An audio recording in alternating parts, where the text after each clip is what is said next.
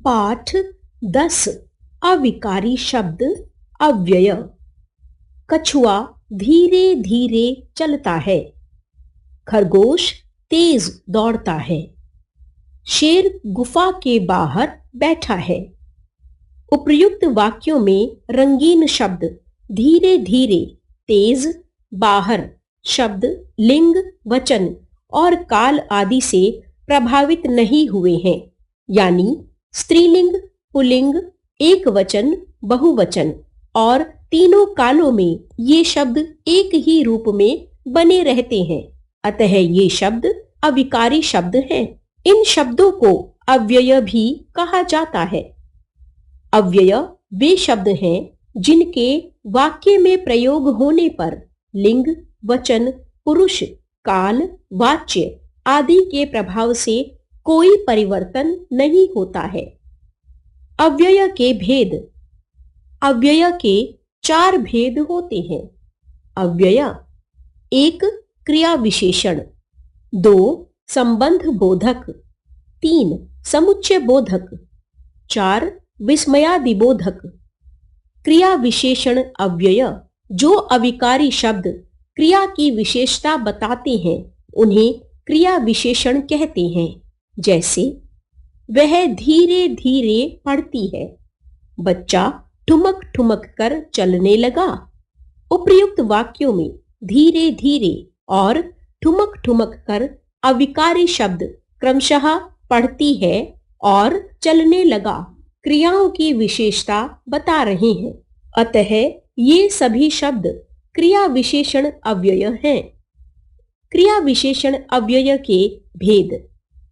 क्रिया विशेषण अव्यय के 4 भेद होते हैं।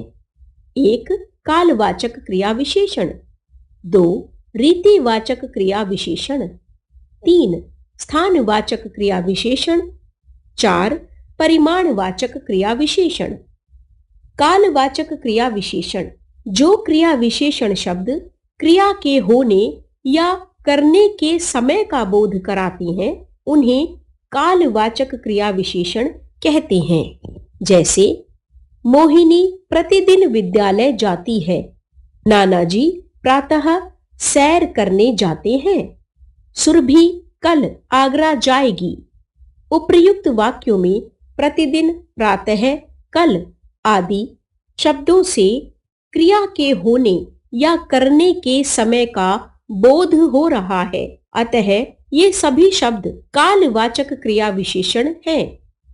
रीतिवाचक क्रिया विशेषण जो क्रिया विशेषण शब्द क्रिया के होने की रीति अथवा ढंग का बोध कराते हैं उन्हें रीतिवाचक क्रिया विशेषण कहते हैं। जैसे घोड़ा तेज भाग रहा है, भीड़ धीरे धीरे बढ़ने लगी, अचानक आंधी आ गई। उपर्युक्त वाक्यों में तेज, धीरे धीरे, अचानक आदि शब्दों से क्रिया के होने की रीति अथवा ढंग का बोध हो रहा है। अतः ये सभी शब्द रीतिवाचक क्रिया विशेषण हैं। स्थानवाचक क्रिया विशेषण जो क्रिया विशेषण शब्द क्रिया के होने के स्थान का बोध कराते हैं उन्हें स्थानवाचक क्रिया विशेषण कहते हैं। जैसे पूनम घर के बाहर खड़ी है, कपड़े इधर उधर पड़े हैं, मंदिर बगीचे के सामने है। उपर्युक्त वाक्यों में बाहर, इधर उधर, सामने आदि शब्दों से क्रिया के स्थान संबंधी विशेषता का बोध हो रहा है। अतः ये सभी शब्द स्थानवाचक क्रिया विशेषण हैं। परिमाणवाचक क्रिया विशेषण जो क्रिया विशेषण शब्द क्रिया की मात्रा अथवा माप तोल का बोध कराते हैं उन्हें परिमाणवाचक क्रिया विशेषण कहते हैं। जैसे उतना खाओ जितना पचा सको, आजकल नेहा बहुत पढ़ती है, खाने में नमक थोड़ा अधिक है। उपर्युक्त वाक्यों में उतना, जितना, बहुत, थोड़ा आदि शब्दों से क्रिया के होने की मात्रा अथवा माप तोल संबंधी विशेषताओं का बोध हो रहा है। अतः ये सभी शब्द परिमाणवाचक क्रिया विशेषण हैं। संबंध बोधक अव्यय जिन अविकारी शब्दों के द्वारा संज्ञा या सर्वनाम का वाक्यों के दूसरे शब्दों के साथ संबंध जाना जाए उन्हें संबंध बोधक अव्यय कहते हैं।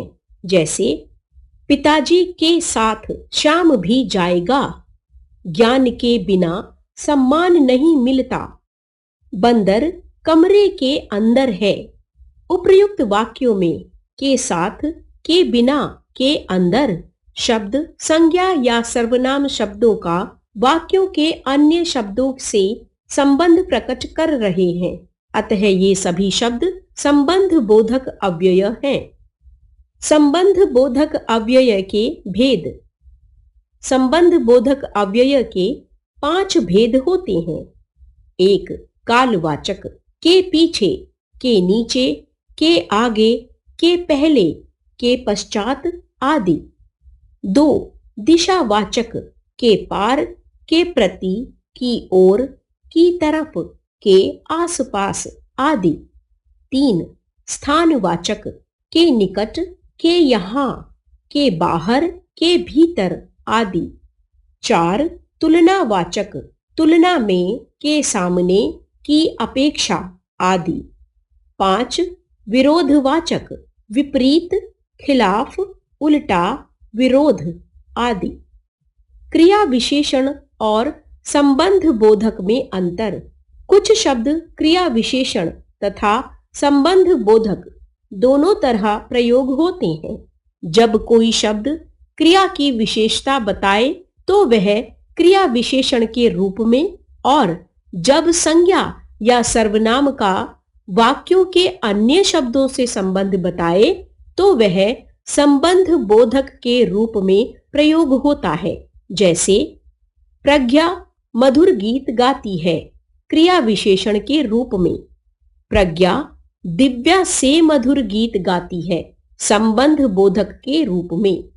कुछ अन्य शब्द जो क्रिया विशेषण और संबंध बोधक दोनों के रूपों में प्रयोग होते हैं, जैसे ऊपर, नीचे, सामने, बाहर, यहाँ, वहां, भीतर, निकट, समीप आदि। समुच्चय बोधक जो अविकारी शब्द दो वाक्यों, वाक्यांशों अथवा शब्दों को जोड़ने का कार्य करते हैं उन्हें समुच्चय बोधक शब्द कहते हैं। जैसे वैशाली तथा आरती ने नृत्य किया। समय पर पहुंचो ताकि प्रधानाचार्य से मिल सको।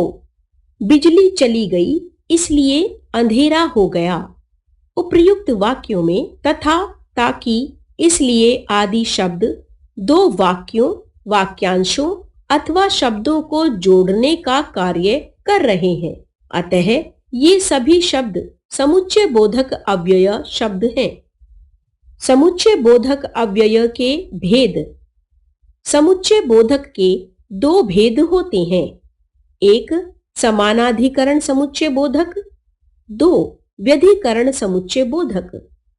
समानाधिकरण समुच्चय बोधक एक ही जाति के 2 स्वतंत्र शब्दों, वाक्यांशों अथवा वाक्यों को जोड़ने वाले शब्दों को समानाधिकरण समुच्चय बोधक कहते हैं। जैसे और, एवं, या, ताकि, किंतु, परंतु, इसलिए आदि। समानाधिकरण समुच्चय बोधक के भेद। समानाधिकरण समुच्चय बोधक के 4 भेद होते हैं। समानाधिकरण समुच्चय बोधक। 1. संयोजक। 2. विकल्पक। 3. विरोधक। 4. परिणामक। संयोजक जो समुच्चय बोधक शब्द समान वर्ग के शब्दों, वाक्यांशों अथवा वाक्यों को जोड़ने का कार्य करते हैं उन्हें संयोजक कहते हैं। जैसे मीना और सीमा ने नृत्य प्रतियोगिता जीती। संजय ने सेब एवं संतरे खरीदे। राम, सीता व लक्ष्मण वन को गए। उपर्युक्त वाक्यों में और, एवं व आदि शब्द 2 शब्दों, वाक्यांशों अथवा वाक्यों को जोड़ने का कार्य कर रहे हैं, अतः ये सभी शब्द संयोजक हैं। विकल्पक, जो समुच्चय बोधक शब्द विकल्प का बोध कराते हुए दो शब्दों, वाक्यांशों अथवा वाक्यों को जोड़ते हैं, उन्हें विकल्पक कहते हैं। जैसे परिश्रम करो वरना फेल हो जाओगे, जूते ले लो अथवा चप्पलें ले लो, तुम कल कॉपी या पुस्तक अवश्य लाना, तुम व्यायाम करो अन्यथा रोगी बन जाओगे। उपर्युक्त वाक्यों में करना अथवा या अन्यथा आदि शब्द दो शब्दों, वाक्यांशों अथवा वाक्यों को विकल्प के रूप में जोड़ने का बोध करा रहे हैं, अतः ये शब्द विकल्पक हैं। विरोधक, जो समुच्चय बोधक शब्द दो शब्दों, वाक्यांशों अथवा वाक्यों को जोड़ते समय विरोध प्रकट करते हैं, उन्हें विरोधक कहते हैं। जैसे वह दौड़ा किंतु बस न पकड़ सका, रमा नहीं आई बल्कि शशि आ गई, ललित शिक्षित तो है परंतु बेरोजगार है, रमा ने बहुत परिश्रम किया परंतु सफल न हुई। उपर्युक्त वाक्यों में किंतु, बल्कि, परंतु आदि शब्द वाक्यों को जोड़ते समय विरोध प्रकट कर रहे हैं, अतः ये सभी शब्द विरोधक हैं। परिणामक, जो समुच्चय बोधक शब्द पहले कहे गए कथन के परिणाम बताने से पूर्व प्रयोग होते हैं, उन्हें परिणामक कहते हैं। जैसे गाड़ी छूट गई इसलिए मैं मसूरी नहीं जा सका, उसका कहना मान लो अन्यथा पछताओगे, ड्राइवर लापरवाही से बस चला रहा था, फलतः दुर्घटना हो गई। उपर्युक्त वाक्यों में इसलिए, अन्यथा, फलतः आदि शब्द पहले कहे गए कथन के परिणाम बताने से पूर्व प्रयोग हो रहे हैं, अतः ये सभी शब्द परिणामक हैं। व्यधिकरण समुच्चय बोधक, जो समुच्चय बोधक शब्द प्रधान और आश्रित उपवाक्यों को जोड़ने का काम करते हैं, उन्हें व्यधिकरण समुच्चय बोधक कहते हैं। जैसे खूब परिश्रम करो ताकि अधिकतम अंक लेकर उत्तीर्ण हो सको, ललिता की बहन की शादी थी इसलिए वह दिल्ली आ गई, वह घर चला गया क्योंकि वह बीमार था। उपर्युक्त वाक्यों में ताकि, इसलिए, क्योंकि आदि शब्द व्यधिकरण समुच्चय बोधक हैं। विस्मयादि बोधक, हर्ष, शोक, उल्लास, घृणा, प्रशंसा, आश्चर्य आदि मनोभावों को व्यक्त करने वाले अविकारी शब्दों को विस्मयादि बोधक कहते हैं। जैसे शाबाश कितना अच्छा चित्र बनाया है, हाय मैं लुट गया। प्रमुख विस्मयादि बोधक शब्द और उनके भाव। विस्मय बोधक, ओह, अरे, ओहो, क्या, वाह, आदि। अनुमति बोधक, अच्छा, हाँ हाँ, ठीक, जी हाँ, बहुत अच्छा आदि। भय बोधक, बाप रे बाप, हाय, अरे आदि। आशीर्वाद बोधक, जीते रहो, दीर्घायु रहो, सुखी रहो, सौभाग्यवती भव आदि। हर्ष बोधक, वाह वाह, आहो, आहा, शाबाश, क्या खूब, धन्य आदि। शोक बोधक, हे राम, आह, ओह, हाय, हाय राम, उफ आदि। घृणा बोधक, छी छी, थू थू, धत, धिक्कार आदि। संबोधन बोधक, ओ, अजी, हे, अरे, सुनो आदि। चेतावनी बोधक, हटो, सावधान, होशियार, बचो। हमने सीखा।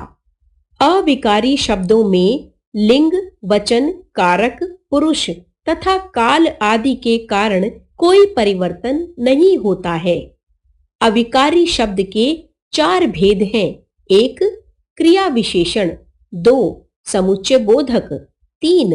संबंध बोधक, 4. विस्मयादि बोधक।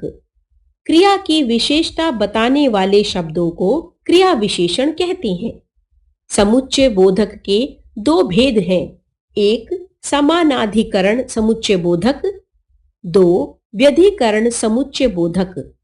हर्ष, शोक, घृणा, आश्चर्य आदि मनोभावों को प्रकट करने वाले अविकारी शब्दों को विस्मयादिबोधक कहते हैं। एक